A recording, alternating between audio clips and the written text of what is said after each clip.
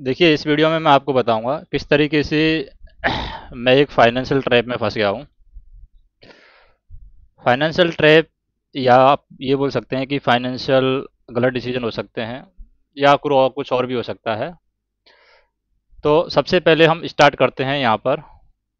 Story अपनी start करेंगे सन 2011 से। 2011 से हम स्टार्ट करते हैं। 2011 में टेंथ पास की, और टेंथ के बाद में मैंने किया डिप्लोमा 2014 में, क्योंकि 11 12 में फीस ज़्यादा लगती थी, तो डिप्लोमा में कम फीस लगती थी। यहाँ पर कर्जा हो गया डिप्लोमा में 2 लाख रुपए। उसके बाद बीटेक में एडमिशन लिया। यहाँ पर कर्जा हो गया ऑन एन एवरेज, क्योंकि फीस तो गवर्नमेंट के द्वारा दे दी जाती थी। रहने का खर्चा है वो यहाँ पर हो गया 4 लाख रुपए। तो टोटल 6 लाख रुपए यहाँ पर खर्च हो जाते हैं। ठीक है। अभी सिचुएशन क्या आती है यहाँ पर। बीटेक के अंदर लोन लिया था 1,71,हजार रुपये का। नहीं, 1,71,हजार का नहीं, 2,10,000 रुपये का लोन लिया था। अब बीटेक कंप्लीट हो गई। इसका रेट ऑफ इंटरेस्ट ज़्यादा नहीं था, इसका रेट ऑफ इंटरेस्ट था 7%। उसके बाद में एमटेक में एडमिशन लिया। एमटेक में वापस से लोन लिया 1,71,000 का, क्योंकि एमटेक में 12,500 क्या है पैसे मिलते थे। और बीटेक वाले जो लोन था उसका ईएमआई था 3,500 रुपये। तो इससे बीटेक वाले लोन की ईएमआई चलती रहती थी। अब यहाँ पर आ गए, एक बीटेक का लोन हो गया, एक एमटेक का लोन हो गया। तो एमटेक के पैसों से बीटेक का लोन है फ्री हो गया, कंप्लीट फ्री नहीं हुआ था यहाँ पर।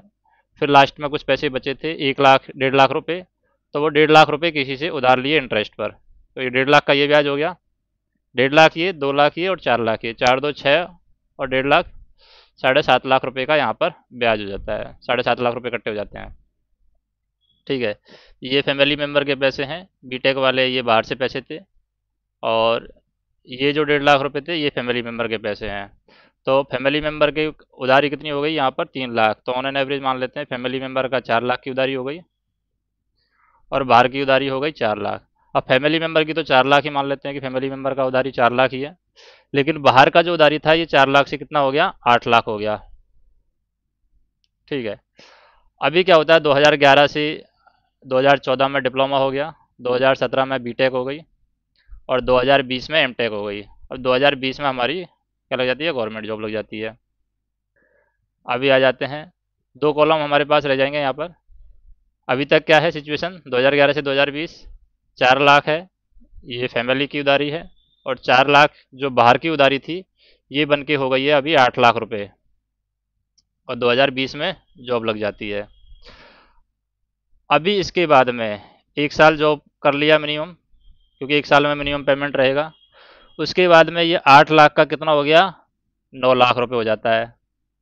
ठीक है। तो यहाँ पर ये 9 लाख चुकाना है, तो यहाँ पर लिया फिर लोन, पर्सनल लोन। साथ में एमटेक का लोन भी चल रहा था, वो भी चल रहा था कंटिन्यू। तो ये यहाँ पर लिया पर्सनल लोन 2021 में। 2021 में पर्सनल लोन लिया 9 लाख रुपए का। तो ये फ्री हो गया कंप्लीट। अब ये 9 लाख का, ये ले 4 लाख पेंडिंग है ऑलरेडी। ठीक है। ये कब की बात है? ये 2014 से पेंडिंग है, 2017 से। ठीक है। 2017 से पेंडिंग है 4 लाख। यहाँ पर हो गए हैं ये 9 लाख। ये 9 लाख फ्री कर दिए पर्सनल लोन लेकर के। अभी 9 लाख का जो ईएमआई बैठता है वो बैठता है 20,000 रुपये। इसमें से 10,000 इंटरेस्ट का रहता है, 10,000 क्योंकि 12% इंटरेस्ट रहता है, 10,000 नॉर्मल प्रिंसिपल रहता है। तो 1 साल में कितना उतरेगा यहाँ पर? 1 साल में 1,20,000 रुपये उतरेगा बस 9 लाख में से। तो 2021 में लिया है लोन, अभी चल रही है 2025। तो 4 साल में कितना उतरा? 4 साल में ये 4 लाख रुपए ही उतरा। ठीक है। 4 लाख ये उतर गया, तो बचा कितना है? 5 लाख रुपए। लेकिन इन सबसे बचने के लिए यहाँ पर ले ली एक बाइक, एक कैमरा, और कुछ एक्स्ट्रा खर्चेज, क्योंकि मुंबई में जॉब था तो एक्स्ट्रा खर्चेज। फिर ये जो 5 लाख बचा था ये वापस से हो गया 9 लाख रुपए। ठीक है। अभी ये 9 लाख है, ये 4 लाख है, 13 लाख रुपए पेंडिंग चल रहा है अभी। अभी 13 लाख रुपए पेंडिंग चल रहा है। ये 4 लाख 2014 से पेंडिंग है। अगर 4 लाख को 2014 से 17 से चल रहा है, 17 से 20, 4 का 8 हो जाएगा, और 20 से 23, 8 का 16 हो जाएगा, और 23 से 26, ये 32 लाख हो जाएगा 2026 में। तो इसको तो हम छोड़ ही देते हैं कि 32 लाख है, ये तो फैमिली का है, चलो पड़ा रहने दो।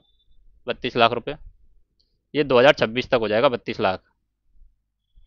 अभी आते हैं हम यहाँ पर 9 लाख की स्टोरी पर। 13 लाख में से 4 लाख छोड़ देते हैं, 9 लाख की स्टोरी पर आते हैं। 9 लाख का 9 लाख ही चल रहा है अभी 2025 में, 24 में भी। अभी मुंबई में जैसे रेंट वगैरह है, तो मुंबई में ले लिया फ्लैट, क्योंकि 10,000 रुपये रेंट का जा रहा है, 5,000 रुपये टैक्स का जा रहा है, तो 15,000, 16,000, 17,000 की EMI में फ्लैट आ रहा है। तो यहाँ पर ले लिया एक फ्लैट। फ्लैट लेने पर यहाँ पर वापस से उधारी हो जाती है कितने की? 6,31,000 की। ठीक है, तो ये 6,31,000 की उधारी हो जाती है यहाँ पर अलग से, ये 9 लाख के अलावा है अलग से। तो 9 और 6,31,000 ये किसी पर्सन से लिए थे, ये हो गया रेट ऑफ इंटरेस्ट मान लेते हैं 24%, 6,31,000।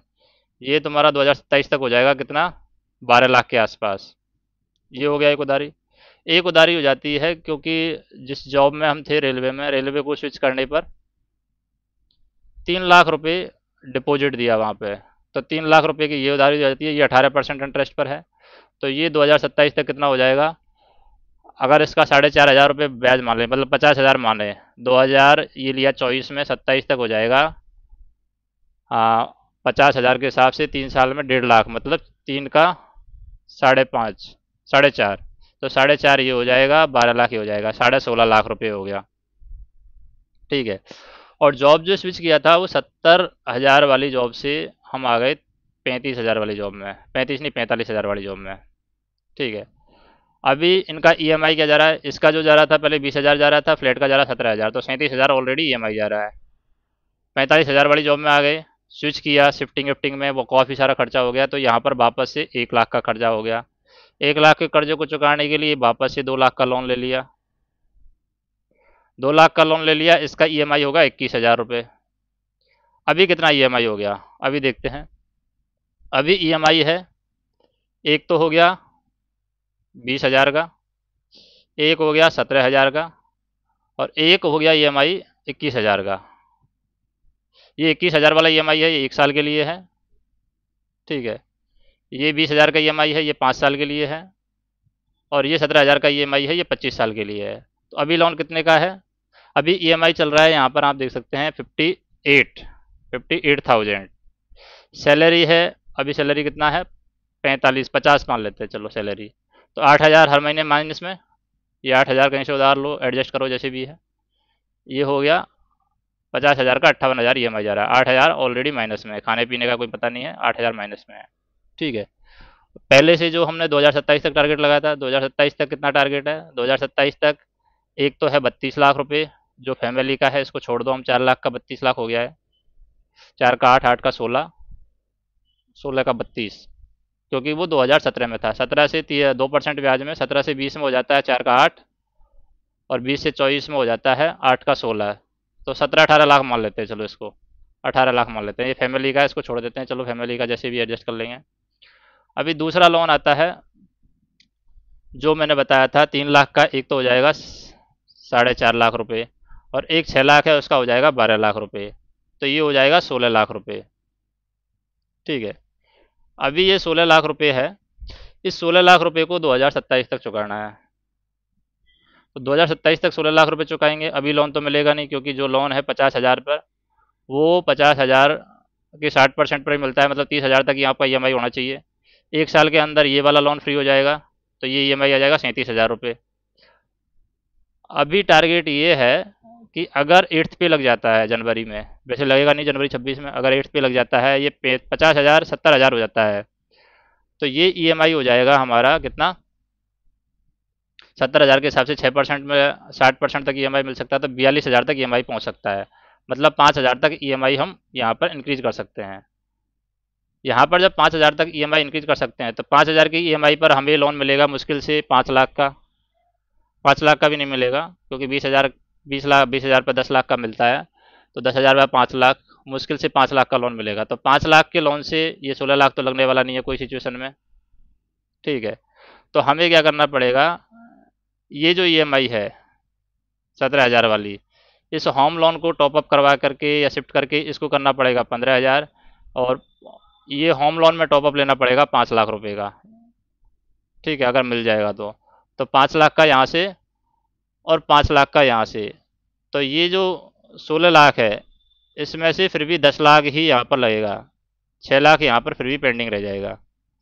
तो यहाँ पर हमें कुछ और सोर्स देखना पड़ेगा यहाँ पर, ताकि ये ईएमआई, ये 16 लाख का लोन है 2027 तक, वैसे 16 लाख का लोन बैठ नहीं रहा कि 2027 में मिल जाएगा, लेकिन इसको एडजस्ट करके जैसे भी है ये टारगेट रहेगा कि 16 लाख का लोन लेके ये वाला हम फ्री कर दें। फिर हमारा बचेगा फैमिली का जो है पेंडिंग 18 लाख रुपए, ये फैमिली वाला है पेंडिंग बचेगा, ये पेंडिंग ही रहेगा, क्योंकि ये 16 लाख वाला जो लेंगे हम, ये 16 लाख वाला 5-6 साल में फ्री होगा। ठीक है, फिर ये बचेगा फैमिली वाला, तो अभी जैसे 30 की उम्र हो गई है, 6 साल मतलब 38 साल तक ये चला जाएगा, 38 तक ये चुक जाएगा। फिर फैमिली का है 18 लाख का, तो ये जाएगा मुश्किल से 10 साल तक, तो 38 10 48, तो मतलब हम 50 लाख 50 साल की उम्र में, 60 साल में रिटायरमेंट है तो 50 साल में उम्र में हम क्या होंगे, 50 साल की उम्र में हम कर्जे से फ्री होंगे। तो यहाँ पर कोई भी बच्चों की प्लानिंग करने से कोई फ़ायदा नहीं है, क्योंकि बच्चों का भविष्य वैसे ही अंधेरे में है। तो बच्चे का कोई प्लानिंग नहीं है, शादी का भी कोई प्लानिंग नहीं है, क्योंकि शादी का यहाँ पर कोई रोल है नहीं है, क्योंकि शादी का कोई गुंजाइश भी नहीं है यहाँ पर। तो ये एक तरीके से फाइनेंशियल ट्रैप है जिससे एक आदमी है कभी भी नहीं निकल सकता। बाकी इसमें ये 2 डिसीजन है, 3 डिसीजन है, ये फ्लैट का लेना, एक बाइक और कैमरा, ये 3 डिसीजन है, ये गलत हैं। बाकी कैसे क्या हुआ कर्जा, ये जस्टिफाई तो नहीं है पर फिर भी ठीक है कि ये एक सिचुएशन है। दूसरा हमने क्या किया, एक और इसमें मिस्टेक की कि जो अभी प्रेजेंट टाइम पे 2 लाख के लोन लिए हैं, तो 2 लाख के लोन में हमारा एक लोन है 1 लाख का, जिसका हमें देना है 1,54,000, मतलब 1 साल के अंदर ही 54,000 ब्याज। एक लोन है 1 लाख का, इसका हमें देखना है 1,36,000। तो ये 1 लाख का on an average 3 lakh, 2 lakh का ऑन एन एवरेज 3 लाख हो गया है, क्योंकि ये हमने ऐप के थ्रू लिए हैं। दूसरा, एक बार भी ईएमआई बाउंस हो गया या 3 बार ईएमआई बाउंस हो गया तो सिविल स्कोर इतना चला जाएगा कि कभी लोन नहीं मिलेगा। कभी लोन नहीं मिलेगा तो ये फाइनेंशियल ट्रैप में जा करके फिर आपके ऊपर क्या लग जाता है, क्रिमिनल केस लग जाएगा, और आप किसी भी सिचुएशन में इस कंडीशन से बाहर नहीं आ सकते। वैसे चांसेस कम हैं इस सिचुएशन से आने के, फिर भी कोशिश करते हैं कि इस सिचुएशन से हम 50 साल की उम्र तक तो बाहर आ ही जाएंगे। बाकी ऑन एन एवरेज एक टारगेट ये है कि 2027 तक बाहर वाला जो कर्जा है उसको हम फ्री कर देंगे, बाहर का जो मतलब आउट ऑफ द मार्केट है उसका हम कर्जा 2027 तक टारगेट है कि फ्री कर देंगे। चांसेज हैं 99% चांसेज है, 1% कुछ भी हो सकता है लाइफ में। बाकी उम्मीद है कि लाइफ में चीज़ें हैं धीरे धीरे सेटल हो जाएंगी।